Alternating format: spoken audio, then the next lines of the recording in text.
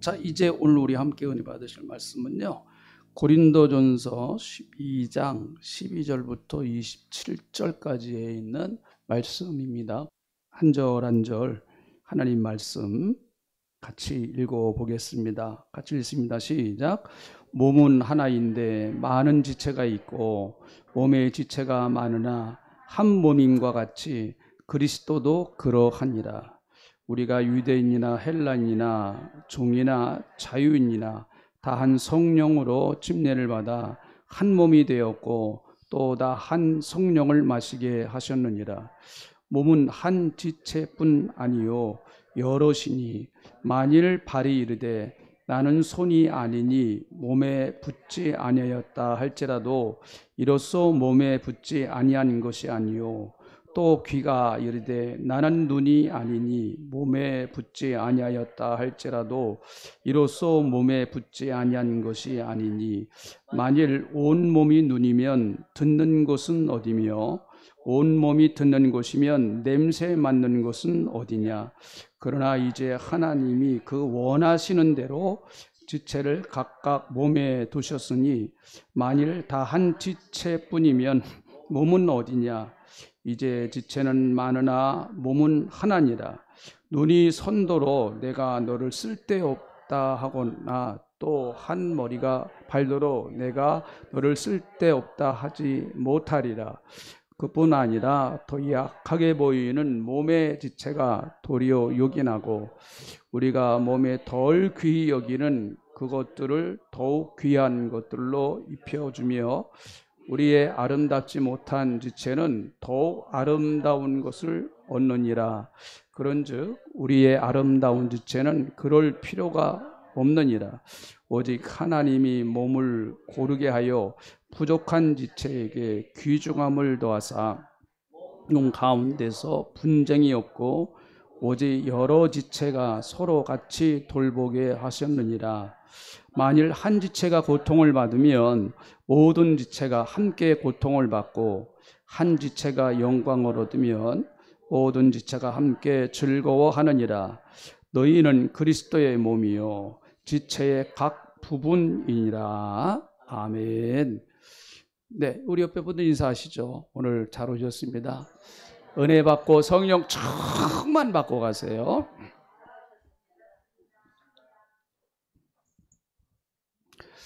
오늘은 여러분과 함께 왜 꼭 교회 다녀야 합니까? 꼭 교회 다녀야 하나? 제가 10가지 시리즈로 왜 꼭 해야 하나, 그것을 좀 말씀드리겠다 했는데 오늘 아마 4번째가 되는 것 같습니다. 한번 제목 같이 해보시죠. 시작. 왜 꼭 교회에 다녀야 하나요? 네. 미국의 한 교회에 새롭게 목사님이 부임을 해 왔습니다. 교회에 와 보니까 그 성도님들의 그 신앙이 너무 많이 다운돼 있고 또 그리고 성도님들이 교회에 별 관심이 없었습니다. 그러다가 보니까 예배 출석도 잘 하지를 못했죠. 또 교회에서 하는 제자훈련 사역이나 교회에서 하는 여러 가지 사역들을 잘 참여를 하지를 못했습니다.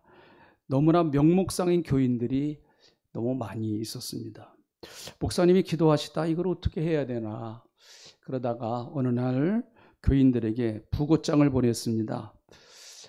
누가 돌아가셨습니다. 장례 예배를 드리겠습니다. 장례 예배에 좀 참여해 주십시오. 여러분 그 장례 때는 웬만하면 다 가지 않습니까? 그래서 누가 돌아가셨나 보다 해서 이제 교회에 평소에 잘 나오지 못하던 분들도 함께 나왔습니다. 여러분 미국의 장례식은 여러분 아시다시피 관을 다 열어놓고요. 그리고 돌아가신 분 이렇게 얼굴을 직접 보면서 조문을 하지 않습니까? 그러니까 우리나라하고 좀 다르죠. 조문을 하러 들어간 성도들이 조문을 들어갔다가 나와서 얼굴이 다 심각해졌습니다. 그리고 아무 말도 하지를 못했습니다. 그 다음 주일날 예배에 평소에 잘 나오지 못하던 분들이 또 예배에 소홀하던 분들이 많이 참석해서 예배를 은혜스럽게 드리게 되었습니다. 어떻게 이제 이런 일이 갑자기 일어날 수가 있었을까? 그들이 장례식에 참여해서 관을 본 것은 다른 사람이 아니고 바로 자기 자신이었기 때문에 그렇습니다. 목사님께서 그 관 그 밑에다가 거울을 깔아놨습니다. 가서 조문을 하려고 그렇게 보니까 누구 얼굴이 보이는 거예요? 자기 얼굴이 보이는 겁니다. 깜짝 놀란 것이죠. 결국은 교회가 죽었다라고 하는 얘기는 자기 자신이 죽었다라는 얘기와 같습니다. 교회가 죽었다는 얘기는 그 교회에서 신앙생활하는 성도들의 신앙이 죽었다고 하는 것과 뭐 거의 같은 얘기라고 말할 수가 있겠죠. 여러분 지금 한국 교회는 좀 안타까운 얘기지만은 한때는 1200만 이렇게 이야기를 했습니다. 성도의 숫자가 1200만이다. 그런데 지금은 뭐 한 800만, 뭐 어떤 분은 한 600만까지도 얘기를, 한 반 토막이 났다 그렇게까지도 얘기를 합니다. 더 안타까운 것은 자기는 예수를 믿는다. 나는 분명히 예수님을 내가 구주와 주님으로 믿고 있지만 교회는 나가지 않는다. 이런 그 성도들을 흔히 가나안 성도다 그렇게 얘기를 해요. 가나안 성도 거꾸로 하면은 어떻게 돼요? 네, 가나안 거꾸로 하면 어떻게 됩니까? 안 나가. 네. 자기는 예수는 믿지만 교회는 안 나간다. 이런 성도들이 지금 정확한 통계는 모르겠습니다만은 뭐 흔히 한 100만 정도 된다 이렇게까지도 얘기를 하고 있습니다. 좀 너무 마음이 아픈 것이죠. 이분들이 교회를 나오다가 아예 신앙생활을 안 하는 게 아니고 자기는 예수는 믿는다는 거죠. 믿지만은 교회는 안 나간다라는 얘기예요. 왜 그렇게 됐을까요? 교회에 대해서 교회에 나와보니까 또 신앙생활 하다가 이런저런 시험도 들고 또 교회에 대해서 실망을 했기 때문에 자기는 예수는 안 믿을 수 없고 예수는 믿지만 나는 교회에 나가고 싶진 않다. 아마 그래서 그런 것이 아닌가. 목회자에 대해서도 실망을 했겠죠. 뭐 요즘 목회자들이 참 성도들에게 많은 실망을 주는 것도 사실입니다. 또 교회의 중직자들, 뭐 장로님이나 안수집사님이나 또 권사님이나 뭐 이런 분들이 성도들에게 좋은 본을 보이지 못하고 그만 도리어 신앙의 좋은 안내자가 되고 신앙의 좋은 본을 보여야 되는데 그렇지 못해서 도리어 상처를 주고 했기 때문에 그런 분들을 보고 나는 저런 분들이 있는 교회는 난 못 나가겠다 뭐 해서 못 나갈 수도 있지 않습니까? 또 요즘은 좀 안타까운 것이 좀 정치적으로 여러 가지 발언하는 목사님들도 많아졌어요. 옛날 같지 않아서 정치적으로 자꾸 이런저런 얘기를 하다가 보니까 그것 때문에 목사가 말씀 전하고 기도하고 전도하면 되는 거지 왜 자꾸 정치 얘기를 하고 뭐 대통령이 어떻고 누가 어떻고 자꾸 그런 얘기를 하나. 사실 이런 것 때문에 또 실망을 해서 교회를 떠나는 사람들도 있습니다. 또 심각한 문제가 이단의 문제, 또 이단의 그 교주들의 어떤 윤리적인 문제, 이런 것들이 방송에 대대적으로 보도가 되고 하다가 보니까 이런 것들 때문에 젊은 사람들이 특별히 뭐 교회에 꼭 나가야 될 무슨 이유가 있는가라고 하는 뭐 이런저런 이유 때문에 아까 얘기한 것처럼 가나안 성도가 약 한 100만 정도나 된다 하는 이런 참 마음 아픈 얘기들이 지금 들리고 있습니다. 이것은 1차적으로는 목회자의 책임이라고 보고 목회자만이 해결할 수 있는 문제는 아니라고 봅니다. 우리 교회가 같이 힘을 합쳐서 우리 성도님들이 또 직분자들이 같이 힘을 합쳐서 함께 이 문제를 해결을 해서 이분들이 다시 교회에 나올 수 있도록 정말 우리가 더 겸손한 모습으로 그리스도인다운 모습을 보여주는 방법밖에 없지 않나 이런 생각을 해봅니다. 여러분, 오늘 우리가 읽은 이 본문 말씀은 고린도 교회에 주신 말씀인데요. 고린도 교회는 제가 여러분에게 몇 번 말씀드렸습니다마는 마치 병원으로 말하면 종합병원 같은 교회예요. 종합병원. 이 고린도 교회가 안고 있는 문제는 너무 심각한 문제를 안고 있었습니다. 어떻게 보면 2000년 교회 역사에서 교회가 안고 있는 문제를 이미 초대교회의 이 고린도 교회는 한꺼번에 모든 문제를 다 안고 힘들어하는 그런 교회였습니다. 그래서 어느 목사님은 그 우스갯소리로 고린도전서를 줄이면 뭐죠? 네, 고전. 네, 그래서 고린도전서는 여전히 고전하고 있다. 그렇게 얘기를 합니다. 고린도전서를 읽을 때마다 참 마음이 좀 답답한 게 있어요. 그러나 여러분, 성경에 인간적으로 보면은 고린도전서 같은 거는, 고린도 전후서 같은 거는 좀 성경에 빼버렸으면 좋았겠다 하는 그런 인간적인 마음도 있습니다. 왜 그런가 하면요, 고린도전서를 읽다가 보면 너무나 심각한 문제들이 많아요. 그게 교회 안에서 생긴 문제예요. 이게 믿지 않는 사람들의 문제가 아니라 신앙생활하고 있는 교회 안에서 이런 심각한 문제가 생겼어요. 그런 것들을 그대로 적나라하게 성경에다가 다 기록을 해놔버렸어요. 분쟁의 문제. 여러분, 예수 믿는 사람들 서로 싸우는 거예요. 우리 한국교회 많이 싸우죠. 이미 2000년 전에 고린도 교회가 이미 안고 있는 문제였습니다. 또 음행에 대한 문제, 교회 안에서 이런 문제가 생겼어요. 또 성도들 간에 여러분 서로 서로 법정 다툼을 하는데, 재판을 하는데요, 이걸 일반 그 법정에다가 서로 고소를 하는 거예요. A 집사님이 B 집사님을 고소를 합니다. 그래서 A 집사님과 B 집사님이 법정에 나가가지고 재판을 받아요. 같은 교인들끼리. 이게 고린도 교회 안에 생긴 문제였습니다. 또 우상 제물에 대한 문제, 우상의 제물을 먹어야 되느냐 먹지 말아야 되느냐. 어떤 사람은 나는 먹어도 괜찮다. 아니 우상의 제물 아무것도 아닌데 그까짓 거 먹어서 뭘 먹지 말라 그래. 나는 믿음이 있어서 먹어도 돼. 근데 어떤 성도는 나는 못 먹어. 근데 먹는 성도가 먹지 못하는 성도들을 자꾸 정죄하고 그래요. 당신 믿음이 없어서 못 먹잖아 하면서 이런 우상의 제물 때문에 서로가 비난을 합니다. 또 사도 바울의 사도권을 의심합니다. 사도 바울은 진짜 사도가 아니다. 이런 문제가 교회 안에 심각하게 일어나기 시작을 했어요.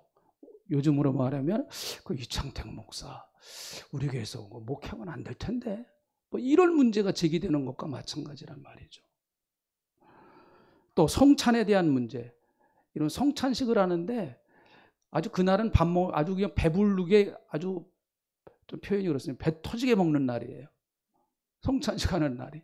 뭐 이런 것들, 그러니까 성찬의 어떤 진정한 의미와 목적이 왜곡되어 버리는 이런 문제도 고린도 교회가 안고 있었고요. 또 은사 문제. 나는 방언의 은사를 받았다. 또 어떤 사람은 신유의 은사를 받았다. 또 어떤 사람은 뭐 예언의 은사를 받아가지고 막 누구 예언을 해. 당신 내년에 조심해. 막 이러면서 이런 거 자꾸 돌아다니면서 교인들에게 기도해주고, 내가 보니까 당신 말이야 조심해야 돼. 자꾸 그러니까 교회가 영적으로 혼란스럽고 어려운 문제들이 생기는 것입니다. 그리고 앞에 나와서 여러분 대표 기도하시는 분이 막 방언으로 기도를 하는 거예요. 오늘 그렇게 안 해서 다행입니다. 네. 그러면 앉아 계신 분들이 그걸 알아듣겠어요, 그거를요. 이런 거, 무질서한 이런 문제들, 그리고 부활을 부정하는, 예수님 정말 부활했나? 아니야, 부활을 또 부정하는 이런 문제들이 고린도 교회 안에 있었습니다. 그러니까 지금 제가 열고 한 문제 하나만 해결하려고 해도 이게 얼마나 참 어렵고 심각한 문제인데, 이런 문제들이 복합적으로 생긴 게 고린도 교회였어요. 이게 한두 가지의 문제가 아니었습니다. 아주 너무너무 심각한 문제가 다 한꺼번에 그냥 고린도 교회 안에 다 있었단 말이죠.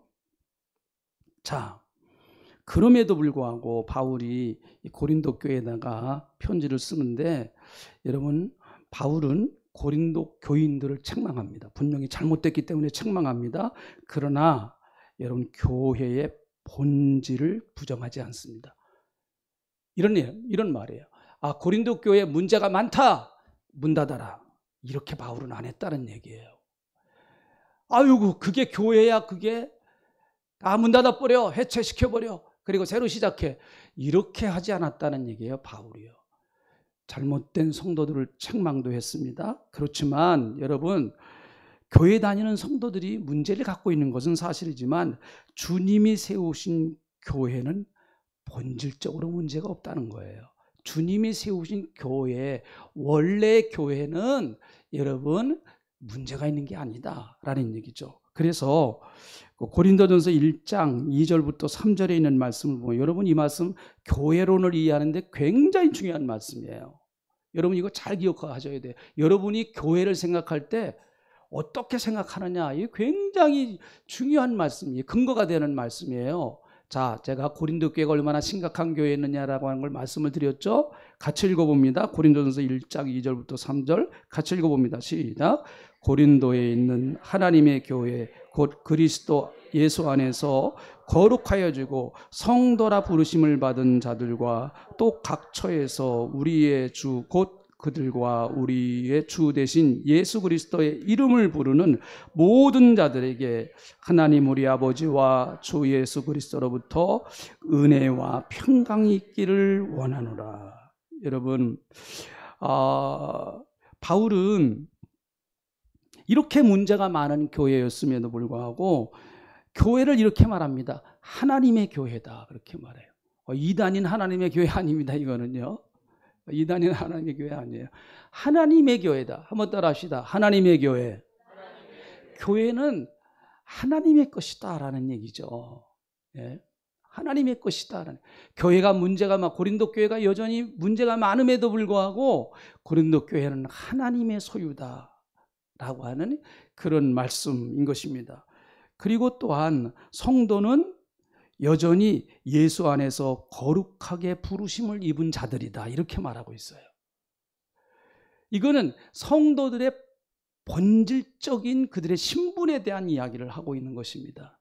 그들이 비록 여러 가지 문제를 안고 있고 사람들이 볼 때는 참 부끄러운 모습을 하고 있을지 모르지만, 그러나 그들은 여전히 예수 안에서 거룩하게 부르심을 입은 자들이다라고 말합니다.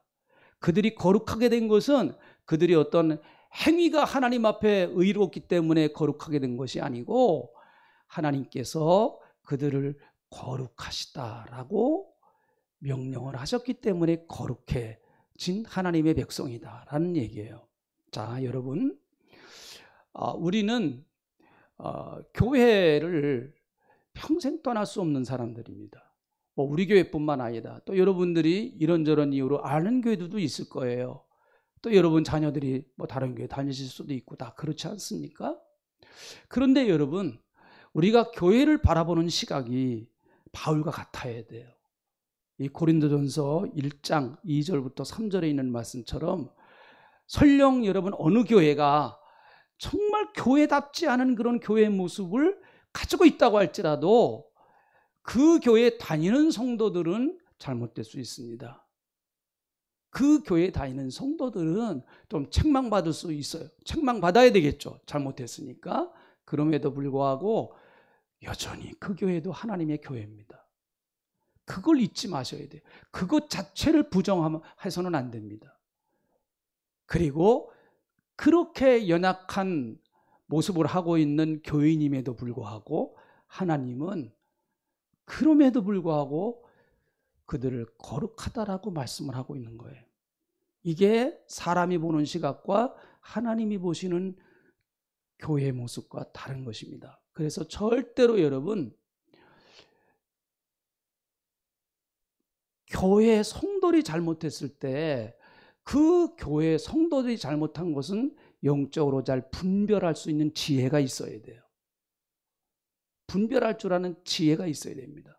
그러나 내가 마치 하나님인 것처럼, 자기가 마치 재판관인 것처럼 저거 잘못해서 저런 것도 교회야? 절대로 하나님이 기뻐하시지 않습니다. 이건요. 그런 이야기 하지 마시고 그냥 기도해 주세요. 하나님, 저 교회가 저렇게 어려움 당하는데 하나님 정말 저 교회가 빨리 회복되게 도와주세요. 성도님들 회복되게 도와주세요. 저도 제가 잘 아는 참 교회가 지금 어려움을 당하고 있는데 참 그 목사님 제가 좋아하는 목사님입니다. 그래서 지금 저는 그 교회를 위해서 지금도 새벽 기도에 기도해요. 저희 교회와 아무 관계가 없는 교회입니다. 제가 그 교회야 도움받은 일도 없고, 그런데 저는 그 교회를 위해서 새벽 기도 때 기도를 합니다. 하나님, 그 교회의 어려운 문제가 빨리 해결되어서 교회로서 바른 모습을 회복할 수 있게 해주세요. 여러분, 그러면 내가 그 교회를 위해서 그렇게 축복한 그 축복이 누구한테 돌아와요? 우리 교회한테 돌아오는 거야. 아니, 나한테 아니라 우리 교회. 할렐루야. 우리 교회한테 돌아오는 거예요. 내가 그걸 아니까 하지. 아니까 하는 거죠. 그게 하나님의 그 축복의 원리예요. 여러분, 교회는 예수님이 세우셨죠? 마태복음 16장 16절 한번 우리 같이 고백해봅니다. 베드로가 고백한 것이죠. 같이 고백해봅니다. 시작. 베드로가 주는 그리스도시요 살아계신 하나님의 아들이십니다. 네. 그럴 때 예수님께서 16장 18절에 이렇게 말씀하십니다. 요게 교회의 가장 기초가 되는, 교회의 가장 기초가 되는 말씀이에요. 교회가 뭐냐라고 말할 때 제일 기초가 되는 말씀. 이거 꼭 알아야 돼요, 여러분. 여러분, 우리가 평생 교회 생활해야 되기 때문에 이런 말씀을 알고 있어야 됩니다. 그래야 교회관이 잘못되어지면은요, 교회를 잘못 보기 시작을 합니다. 자, 18절에 있는 말씀 같이 읽어보죠. 시작. 또 내가 내게 이르노니 너는 베드로라. 내가 이 반석 위에 내 교회를 세우리니 음부의 권세가 이기지 못하리라. 네, 여러분, 그렇습니다. 이 반석 위에 내 교회를 세운다. 여기 내 교회는 나는 주님을 말해, 예수님 말씀하죠. 그래서 예수님이 이 세상에 계실 때 주님이 세우신 유일한 기관은 교회이죠. 제가 지난 오후 시간에도 얘기했지만은 예수님 병자 많이 고치셨어요. 불치병자들 주로 많이 고치셨습니다. 문둥병자, 안진뱅이, 죽은 자를 살려내시고 그러지 않았습니까? 그럼에도 불구하고 예수님은 병원 세우시지 않으셨어요. 예수병원 이렇게 세우시지 않아요. 전국에서 다 와라, 불치병자 다 와라. 그리고 예수님 아마 재벌되셨겠죠. 예수님 병원 세우지 않으셨습니다. 많은 어려운 사람들 예수님이 도와주시고 돌보셨지만 복지센터 세우시지 않으셨어요. 요즘 너무 교회가 복지에 관해서 관심 갖는 건 좋은데 그것이 복음보다 앞서면 절대로 안 됩니다. 누구를 도와주고 하는 거 다 해야 돼요, 교회가. 그러나 그것이 복음보다 앞서면 절대로 안 돼요. 예수님보다 앞서면 안 되는 것이죠. 예수님은 여러분 신학교를 세웠지만, 학생들 가르쳤지만 신학교 세우시지 않으셨어요. 그런데 예수님이 이 땅에 계실 때 유일하게 세우신 하나의 제도, 그것은 교회인 것입니다. 예수님은 교회를 세우셨어요. 한번 따라합시다. 예수님은 교회를 세우셨다. 그래서 교회가 소중한 거예요. 교회가 여러분 굉장히 뭔가 완성되어진 부분이 상당히 있기 때문에 교회가 소중해요. 물론 그것도 있지만, 그러나 근본적으로 교회가 소중한 것은, 교회는 여전히 아직도 부족한 것이 많고 아까 얘기한 것처럼 그렇게 고린도 교회처럼 문제를 안고 있지만, 그러나 그 교회를 세우신 분이 누군가 하면 예수님이시란 말이죠. 예수님. 여러분, 내 자식 내가 때리는 건 괜찮아요. 근데 남이 내 자식한테 뭐라 그러면요, 기분 어때요? 솔솔이 좋으시죠? 네. 좋아요? 아니에요, 안 좋아요. 예수님이 교회가 잘못할 때 예수님 교회에 매를 드십니다. 그러나 다른 그 어떤 누구가 교회를 핍박하는 거는 예수님이 그걸 못 참으세요. 당신이 세우셨기 때문에 그렇습니다. 당신이 세우셨기 때문에. 특별히 예수님은 교회를 어떻게 세우셨습니까? 핏값으로 세우셨다라고 말합니다. 사도행전 20장 28절 같이 읽어봅니다. 대단히 중요한 말씀이고 이것도 교회를 이해하는데요. 읽어봅니다. 시작. 여러분은 자기를 위하여 또는 온 양떼를 위하여 삼가라. 성령이 그들 가운데 여러분을 감독자로 삼고 하나님이 자기 피로 사신 교회를 보살피게 하셨느니라. 네, 하나님이 자기 피로 사신, 여기서 자기 피란 예수님의 피를 말하는 거예요. 예수님의 피로 교회를 사셨다. 여러분, 교회는 예수님의 그래서 보혈의 피가 흐르고 있습니다. 교회를 여러분 기초를 파보면 거기는 예수님의 피가 철철철철 흐르고 있어요. 우리 교회도 마찬가지. 교회 기초를 파보면 교회에 예수님의 피가 철철철철 흐르고 있다라는 것이죠. 여러분, 하나님은 이 세상 만물을 창조하실 때 무엇을 가지고 창조하셨습니까? 말씀을 가지고 창조하셨어요. 말씀을 가지고. 창세기 1장에 나오잖아요. 그런데 교회를 창조하실 때는요, 예수님을 죽이고 피를 흘려고 부활하게 하셔서 교회를 창조하셨어요. 그래서 교회가 엄청난 겁니다. 교회가요. 하나님이 보실 땐 그런 거예요. 엄청난 거예요. 그래서 하나님은 제일 큰 관심이 교회에 있습니다.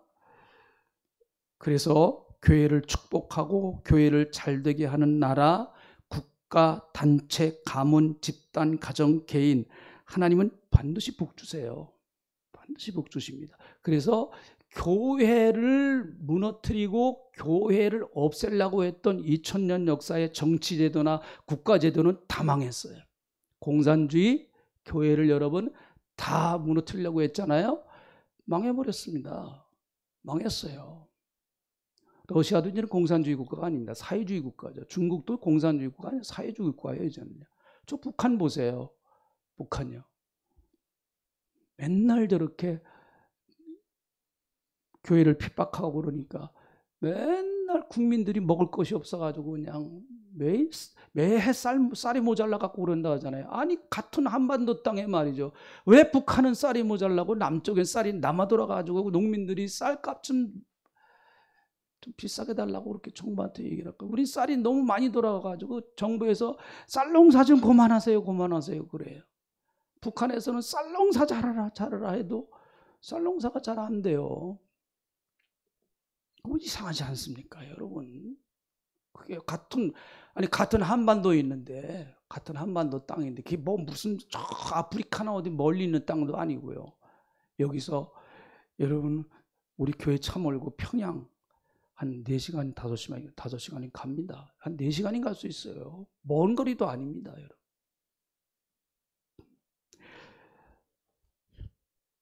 우리는 왜 교회 꼭 다니고 신앙생활을 해야 할까요?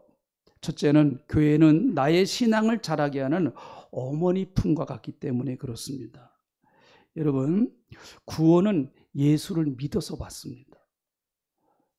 구원은 예수를 믿어. 다른 방법 없어요. 그러나 신앙 성장은 교회 생활을 통해서 이루어집니다. 이 시간 늘 여러분에게 많이 강조하죠. 구원은 혼자 받는 거예요. 구원은 누가 같이 받을 수 없습니다. 다시 말하면 부모님이 신앙생활 잘하신다 그래가지고 자식들이 구원받는 거 아니에요.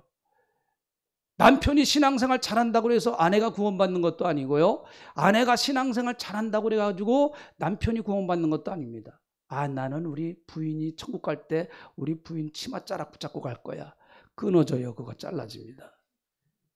잘라져요, 그거. 네. 그래서 천국 가는 것은, 천국 가는 문은 좁은 문이에요. 좁은 문이라는 의미가 여러 가지 있지만 혼자 딱 들어갈 수 있는 문이에요. 누가 같이 못 들어가요. 혼자 딱 들어가야 돼요. 혼자. 예수 믿고 혼자 들어가는 문이에요. 그 문은요. 누구하고 같이 못 들어갑니다.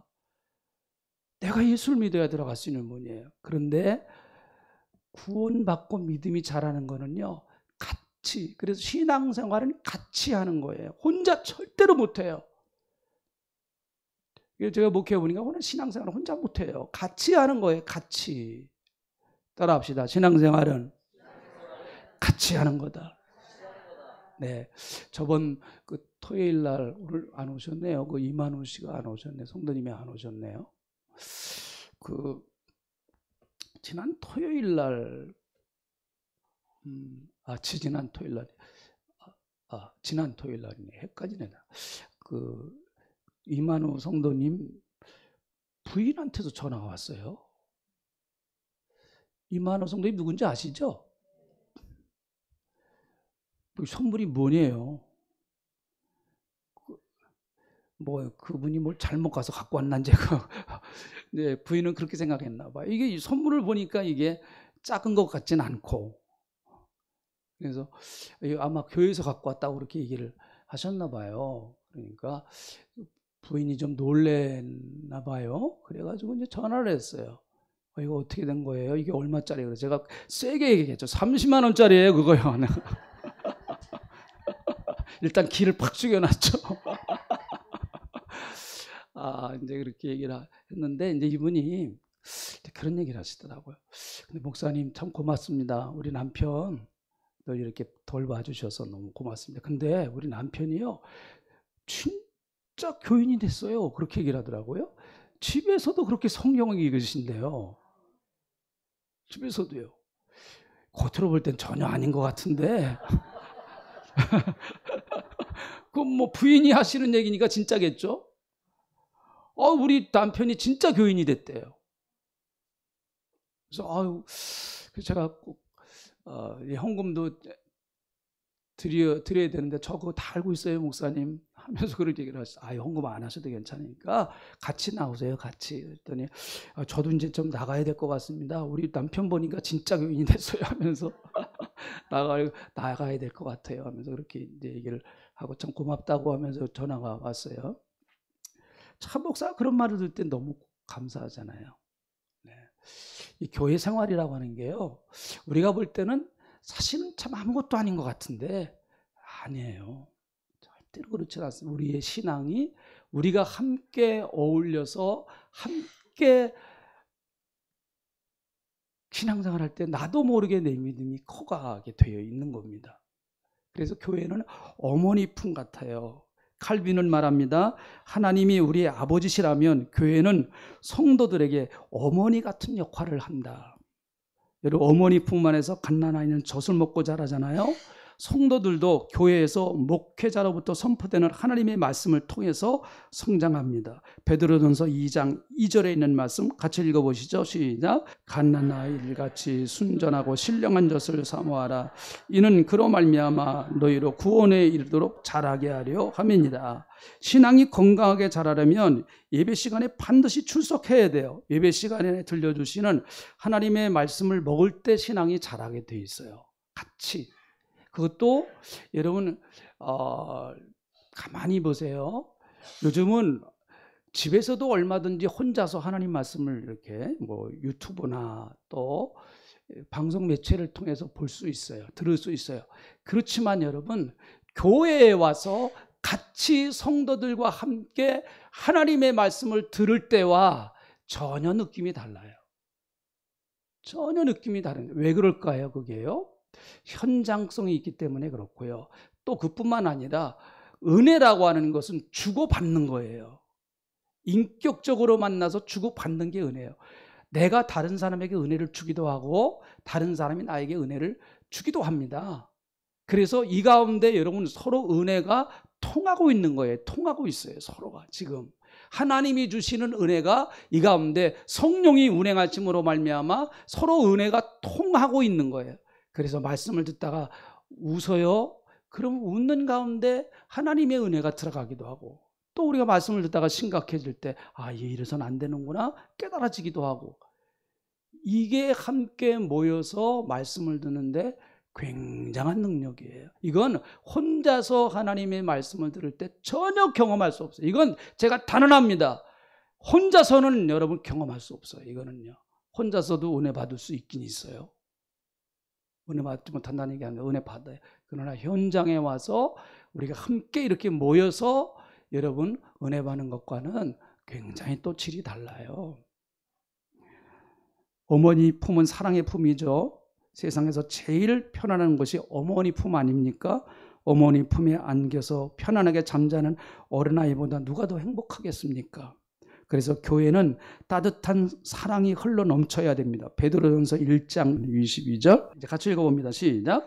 너희가 진리를 순종함으로 너희 영혼을 깨끗하게 하여 거짓이 없이 형제를 사랑하기를 이르리니 마음으로 뜨겁게 서로 사랑할지니라. 어떻게 사랑하라고요?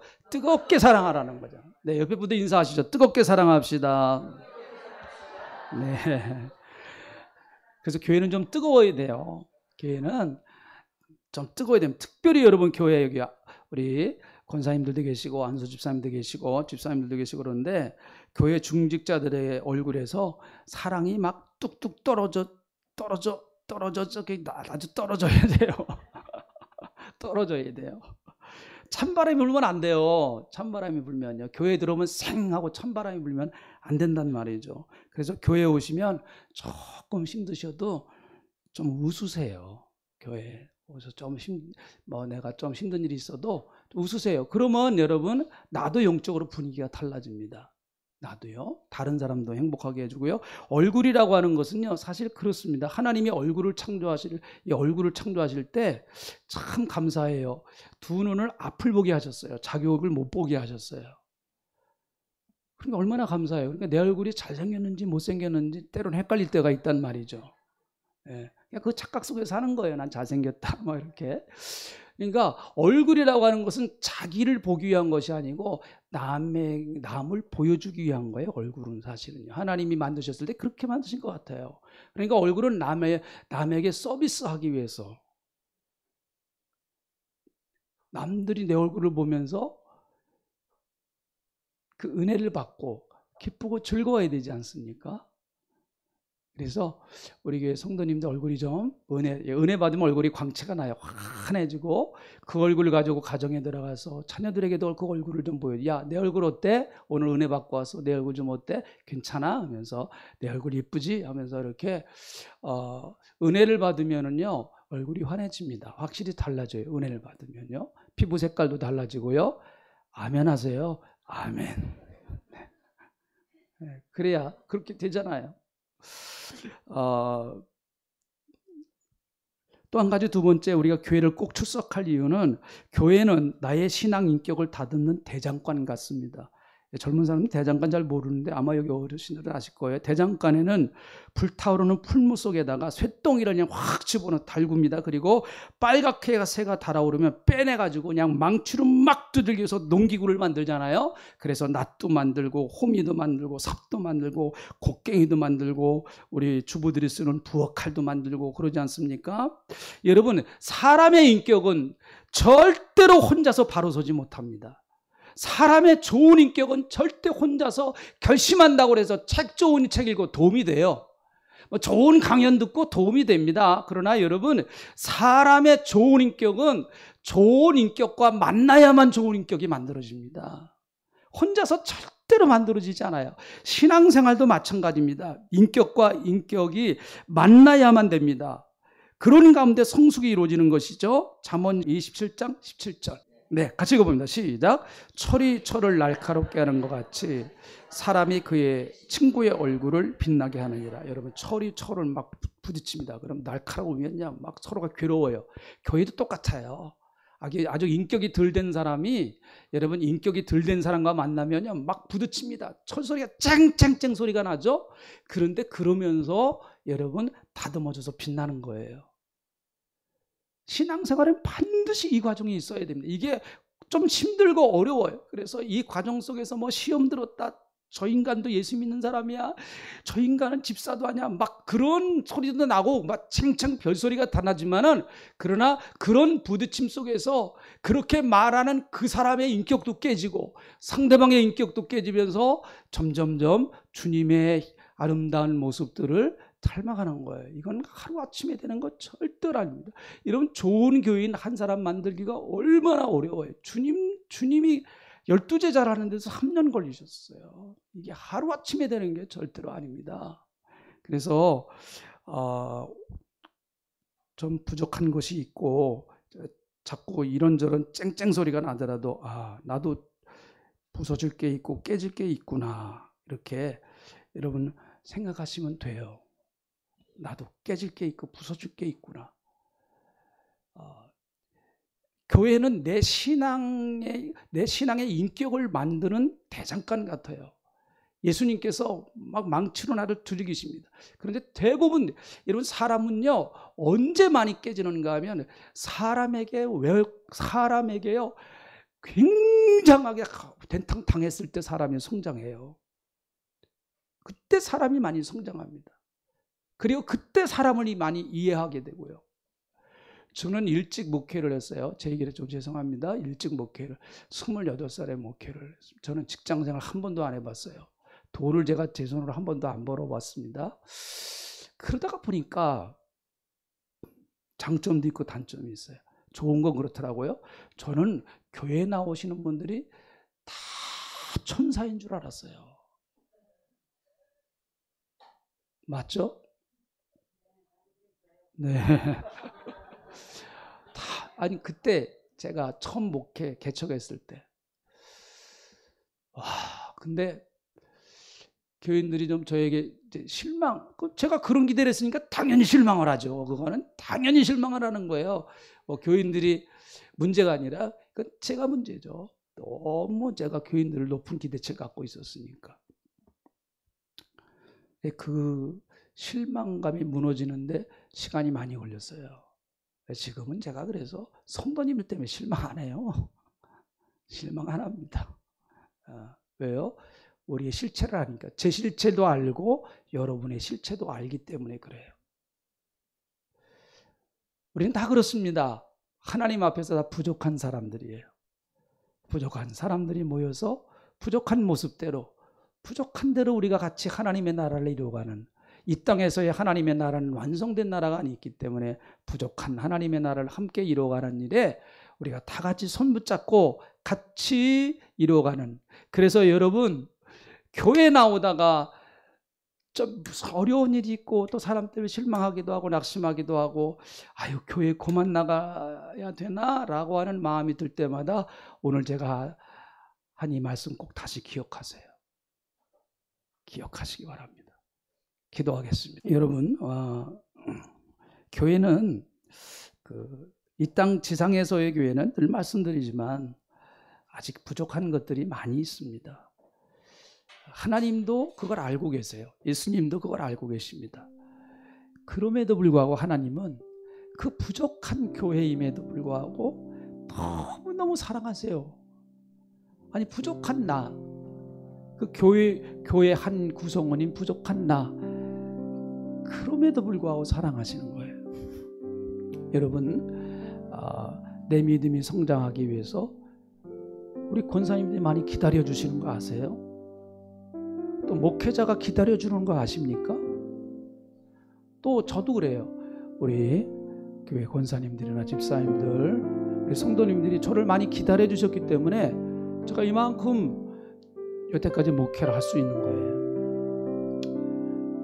우리 서로가 기다려주고, 부족한 면이 있으면 서로가 기다려주고 끌어주고, 그래서 교회가 이루어져 가는 것입니다. 이루어져 가는 과정이에요.